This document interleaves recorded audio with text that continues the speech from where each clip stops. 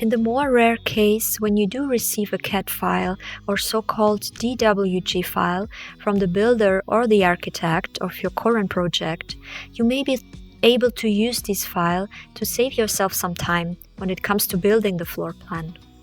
I don't really come across of those files that often, since many are subjected to copyrights and the builders or architects, they're not so willing to always share them.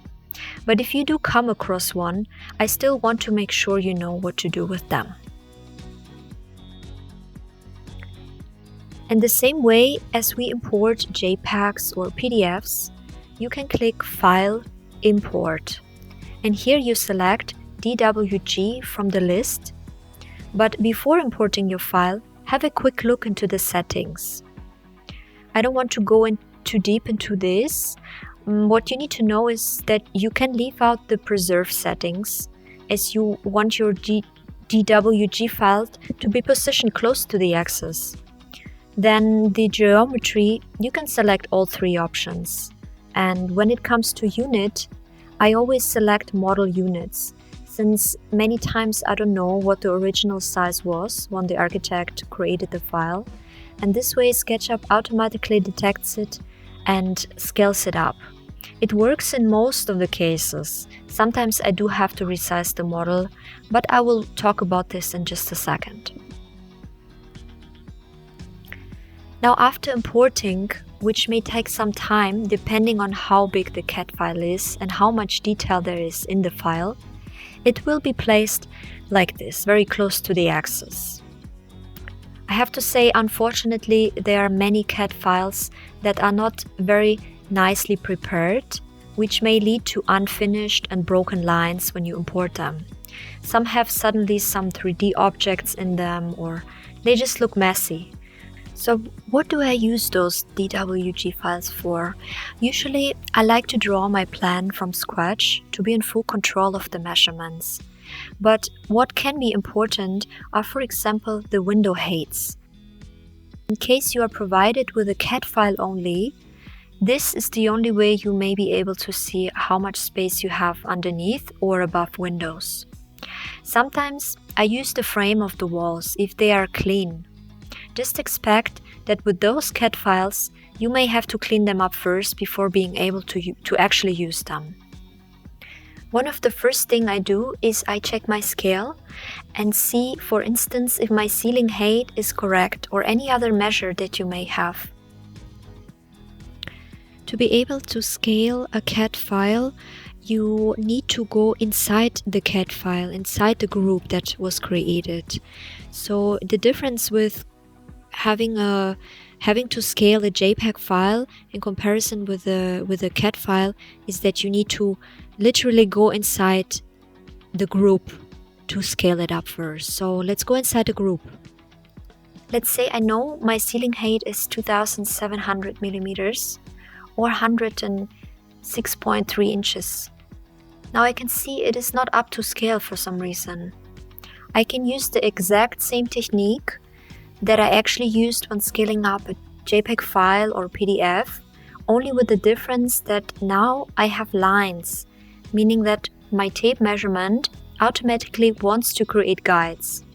So I need to click the Option or the Alt key while selecting the tape measurement to remove the little ruler that appears under my symbol. Now it won't create the guides, it will simply measure.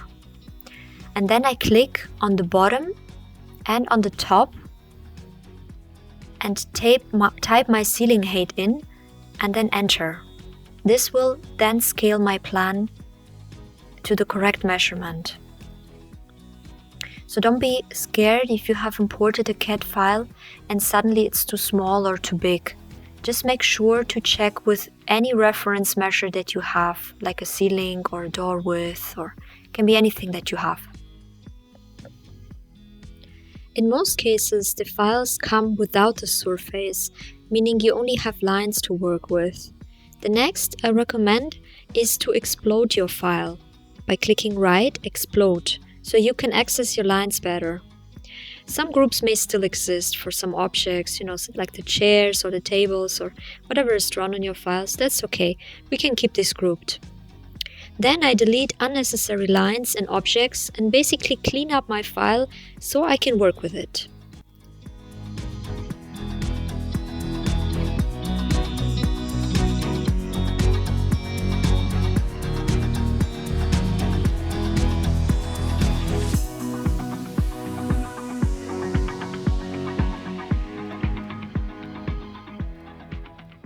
And now to build up walls in the later stage, I do need a surface, meaning I need to get somehow my white surface back.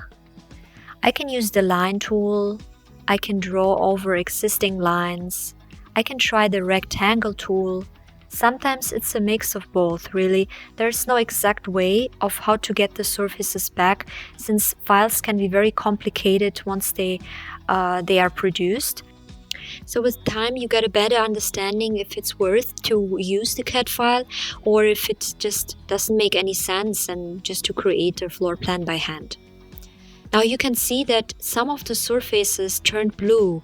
This means that SketchUp for some reason decided to use the back side of the surface. So you just have to click on the surface and right click and then say reverse. So then you have the white front side again of the face. Since most CAD files are subjected to copyrights, I cannot directly share a file with you that you can import. But believe me, if you want to exercise this and have a look at some files, simply Google free DWG files and you will find multiple websites that provide those for educational purposes. Always check the license usage when you download a CAD file. As you have seen now while I was talking, I was able to create some walls which I could potentially use to build up my walls later on. So let's keep this lesson short. If you want to try importing a CAD file, please go ahead and find one of the multiple that are available. I just wanted to show you that it is possible to import those files and that you need to know that they may come with certain problems and adjustments.